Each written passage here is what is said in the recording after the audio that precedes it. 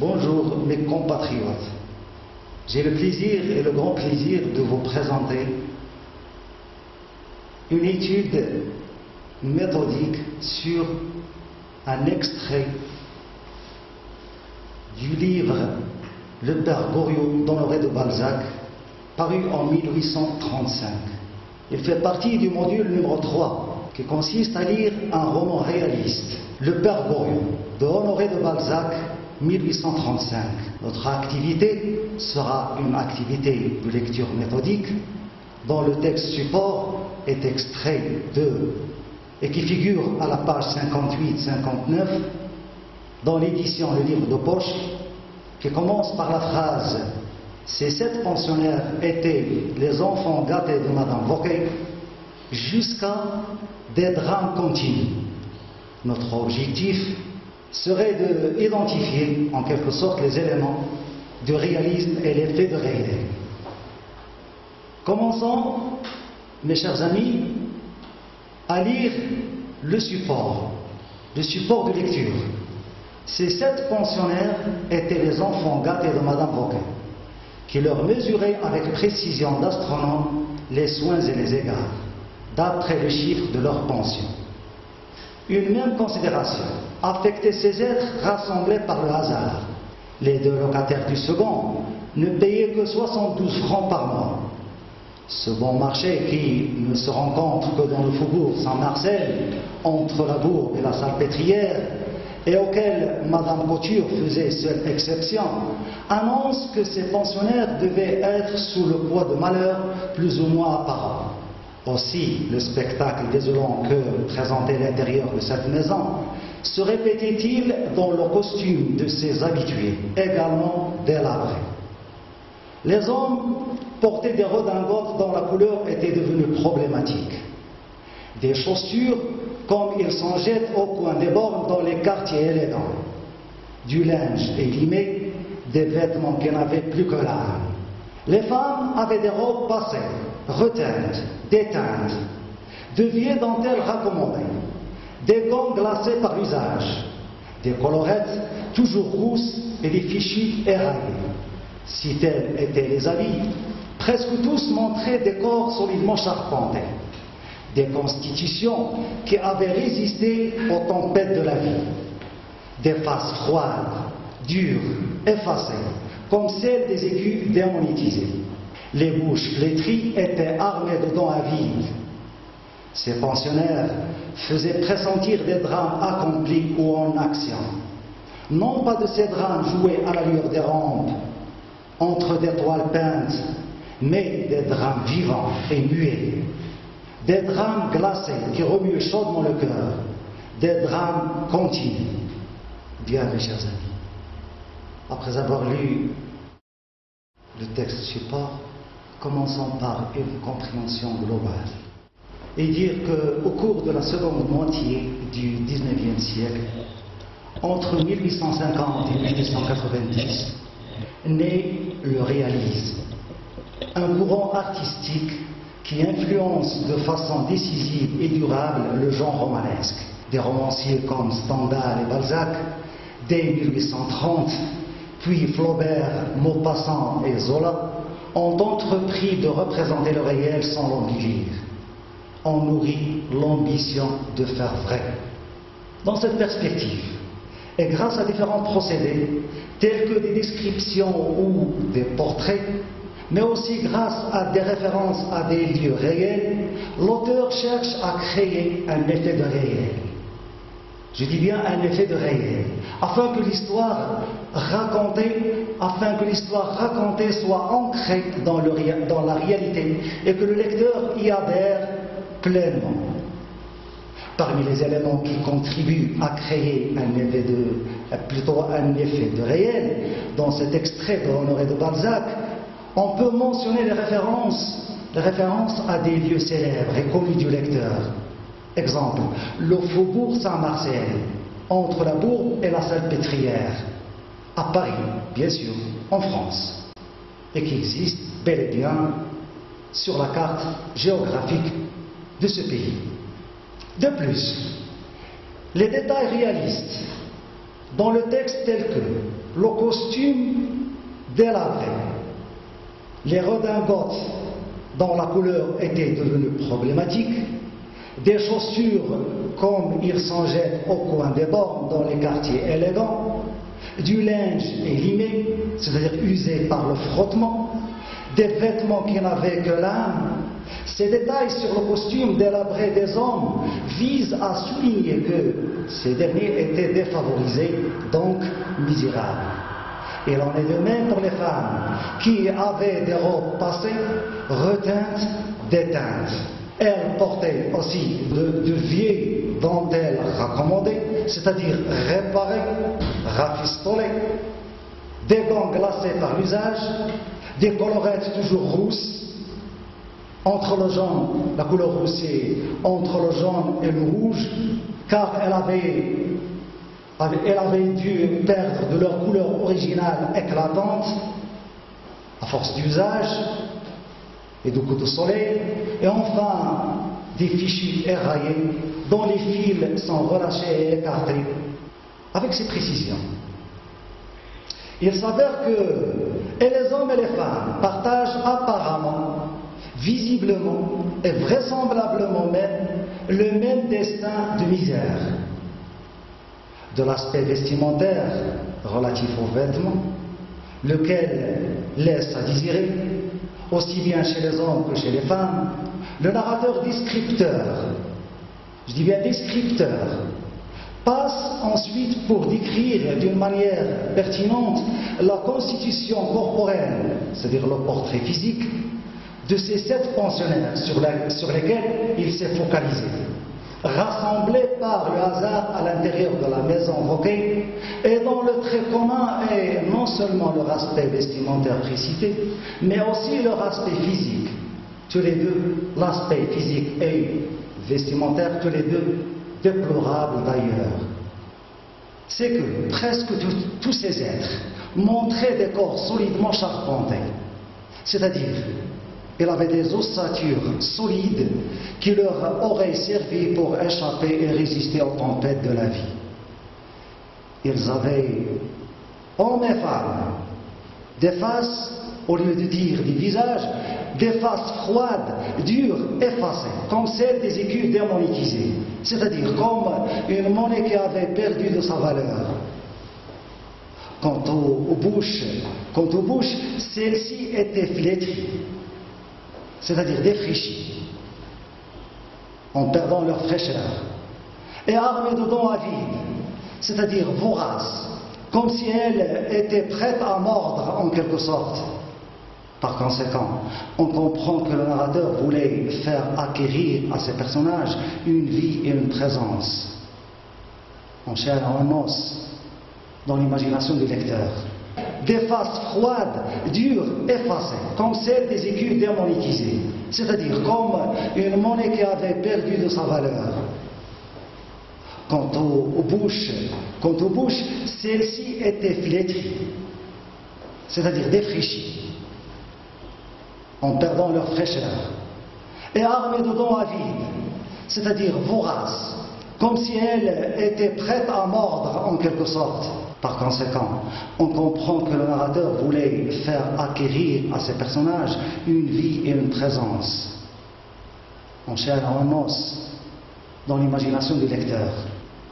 De cette description minutieuse, cadencée et condensée d'un narrateur descripteur visionnaire, on débouche sur le fait que ces gens vivaient bel et bien des drames accomplis, c'est-à-dire réalisés et vécus, non pas de ces drames illusoires joués sous la lumière des projecteurs ou d'éclairage artificiel, entre des toiles peintes qui servent de décor dans une scène de théâtre.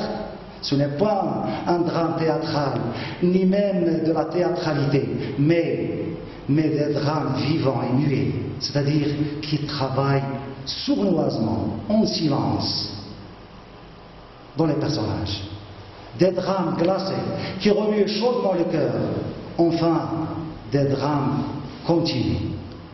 Le terme anaphorique drame, répété à maintes reprises, est d'ores et déjà un indice révélateur qui signifie que le narrateur veut de toutes les manières, nous convaincre que l'histoire qu'il raconte est purement et simplement vraie et sérieuse.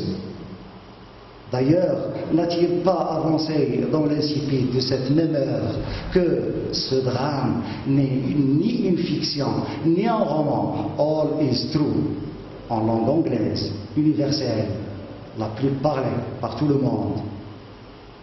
All is true.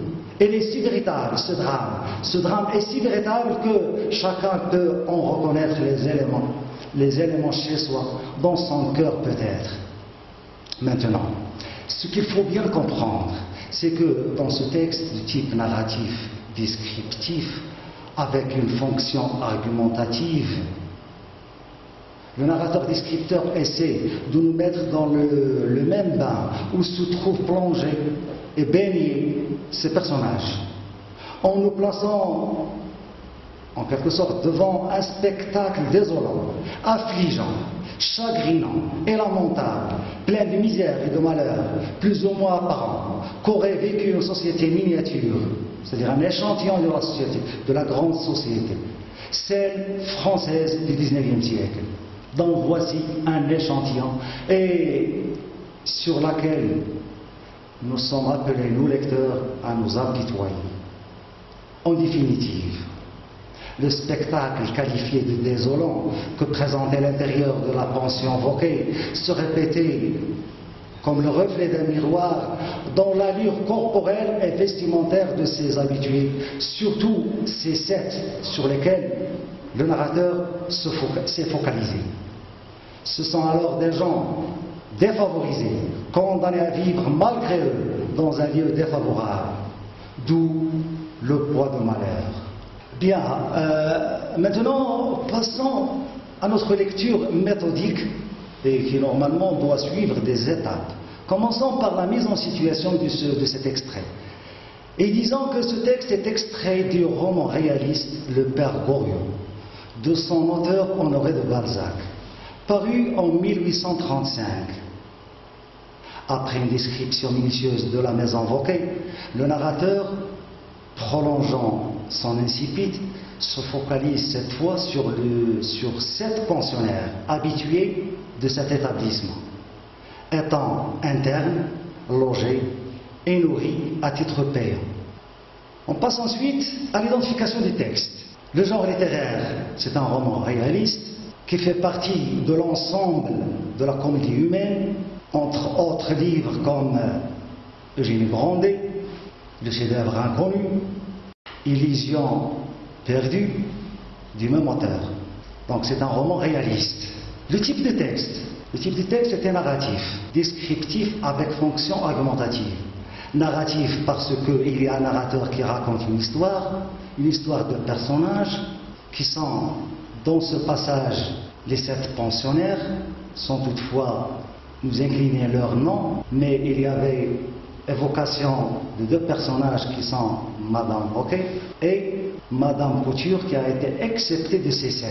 En plus, il y a un indice, l'indice de lieu. L'indice de lieu, c'est la maison Vauquet. Indice de temps, on peut relever dans le texte le mois, donc on parle toujours du narratif. Et le temps verbal du récit qui était l'imparfait. Le passé simple n'est pas encore utilisé parce que la machine dramatique ou bien les actions qui seront réalisées n'est pas encore actionnée. Donc, le passé simple fait défaut ici. Il n'est pas présent. Donc, il n'y avait que l'imparfait. Descriptif parce qu'il y avait utilisation des procédés de la caractérisation. Entre autres, il y a les adjectifs, qualificatifs, attributs et épithètes, les compléments de nom, les relatives, la comparaison et métaphore, avec fonction argumentative, même s'il est sous-entendu, mais nous sommes appelés à la déceler à travers les lignes. C'est-à-dire, le narrateur, descripteur, voulait en quelque sorte nous convaincre de quelque chose, d'un problème quelconque, à déceler à travers les lignes. Enfin, il voulait nous convaincre que son histoire était bel et bien réelle. En ce qui concerne l'énonciation qui n'est autre que l'acte de parole, nous avons un récit dont le narrateur s'adresse au narrateur en lui brossant une image dévalorisante de cette pensionnaire habituée de la maison Vauquet. Quant au système d'énonciation, ce n'est qu'un récit, sans toutefois avoir recours au discours, parce que l'intrigue n'est pas encore commencée. Donc c'est un récit sans discours dialogué. Pour la focalisation, s'agissant d'un récit où le narrateur descripteur s'avère omniscient, c'est-à-dire qu'il sait tout, sa focalisation est donc de degré 0. En étude détaillée, passons par les champs lexicaux. Le champ lexical, c'est l'ensemble de termes utilisés et qu'on peut regrouper dans une même notion. Donc, il y avait principalement 2 champs lexicaux. Le premier champ lexical était sur l'aspect ou bien le portrait vestimentaire des personnages. Costumes délabrés, redingote à couleurs problématiques, chaussures comme ils s'en jettent au coin, linge élimé, vêtements qui n'avaient que l'âme, robes passées, reteintes déteintes, vieilles dentelles raccommodées, gants glacés, colorettes rousses, fichus et raillés. Le deuxième champ lexical était relatif au portrait physique. Il y avait des corps charpentés, constitution, des faces froides, dures, effacées, des bouches flétries, des dents avides. Remarquons une chose, c'est que chaque élément, ou presque tous les éléments décrits, ont été généralement suivis d'un adjectif qualificatif épithète attaché, plus ou moins dévalorisant. Bien, notre 4e étape s'attaque aux figures de style. Nous avons pu relever dans le texte des figures d'analogie, figures d'opposition et autres figures syntaxiques d'accumulation. En ce qui concerne les figures d'analogie, nous pouvons relever dans le texte une comparaison. Oui. C'est un procédé de caractérisation dans le service de la description. Comparaison face effacée, comme celle des écus démonétisés. Il y a un comparé, un comparant, il y a le moyen comparatif, et le trait commun entre les deux, entre le comparé et le comparant, c'est cet effacement et cette privation de valeur. Un autre exemple, chaussures. Des chaussures comme ils s'en jettent au coin des bornes dans les quartiers élégants. Donc le personnage portait des chaussures, de vieilles chaussures, comme ils s'en jettent au coin des bornes des quartiers élégants. Donc ils sont pauvres et ils portent des chaussures comme ils s'en jettent au coin des bornes dans les quartiers élégants. En ce qui concerne la métaphore d'ailleurs, ce n'est qu'une comparaison sous-entendue, sans le moyen comparatif comme précision. L'exemple qu'on peut relever dans le texte. Madame Vauquet avait, pour mesurer ses pensionnaires, elle leur mesurait avec précision d'astronome. Précision d'astronome, c'est-à-dire une précision comme celle, je dis bien souvent, comme celle d'astronome. Et l'astronome d'ailleurs se sert de la précision pour suivre le mouvement des étoiles dans le ciel. Donc ils avaient la même précision. En ce qui concerne la 3e figure d'analogie, la personnification. Une personnification des drames personnifiés, des drames vivants, des drames muets. Donc le terme drame a été personnifié avec les adjectifs vivants et muets, ça devient personnifié. Des vêtements, un autre exemple, des vêtements qui n'avaient plus que l'âme. Des vêtements qui n'avaient plus que l'âme. L'âme, normalement, c'est l'être humain qui possède une âme. Cette fois, il parle de choses, des vêtements. Donc, il y a une figure de personnification. Quant aux figures d'opposition, on peut relever dans le texte une oxymore, dont l'exemple suivant. Gants glacés, les gants qui sont normalement faits pour chauffer les mains et non le contraire pour les glacer. Donc, gants suivi de l'adjectif épithète glacé, il y a une relation d'opposition entre les deux. X, Y, mais dans le sens est opposé. 2 termes juxtaposé, mais dans le sens est opposé. Une autre figure d'opposition, c'est l'antithèse. L'exemple, drame glacé qui remue chaudement le cœur. Glacé, les termes glacé et chaudement sont opposés, séparés dans la phrase, donc c'est une antithèse. Bien, quant aux figures syntaxiques d'accumulation, auquel d'ailleurs notre narrateur a recours le plus souvent, on peut relever dans le texte une gradation descendante. L'exemple, robe passée, reteinte, déteinte. Donc 3 degrés de gradation. Les robes, après avoir été passées, elles ont été reteintes, puis déteintes. Elles ont perdu leur couleur. Deuxième exemple de gradation, face. Les faces, c'est-à-dire le visage. Froid, les faces froides, dures et effacées.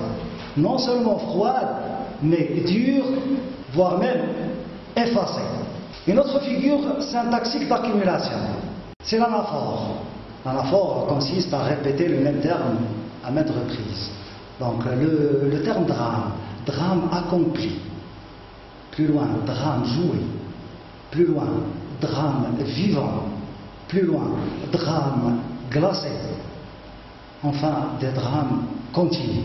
On arrive à la visée de l'auteur. Que cherche l'auteur par ce texte? Donc, l'effet, un effet.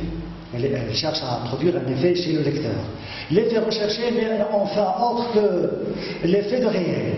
Le portrait vestimentaire et celui physique sont là rien que pour faire acquérir au personnage vie et présence dans l'imagination du lecteur.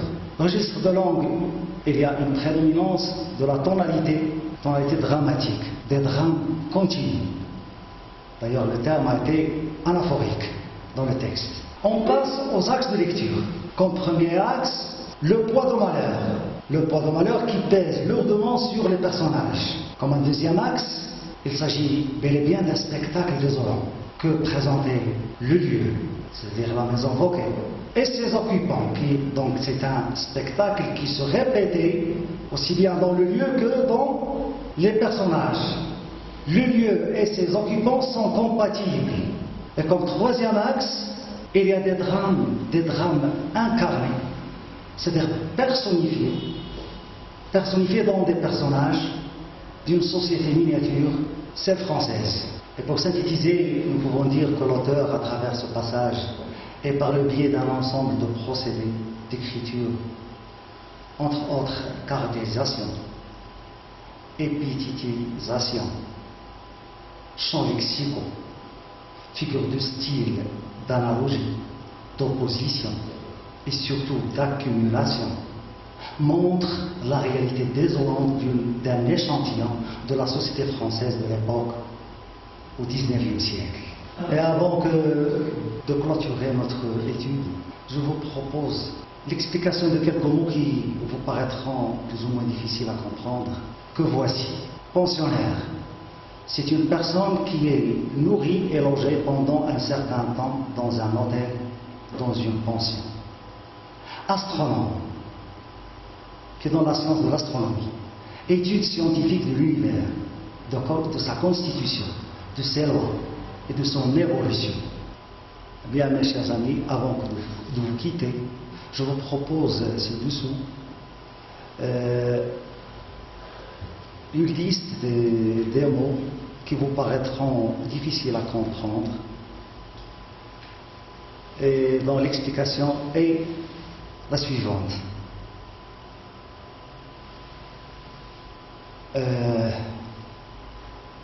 Et je vous conseille, par même occasion, de vous aider le plus souvent d'un dictionnaire.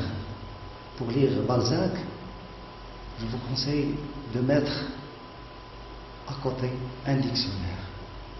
Ayez l'habitude d'utiliser le dictionnaire. Ça porte conseil. Merci, à très bientôt et à la prochaine.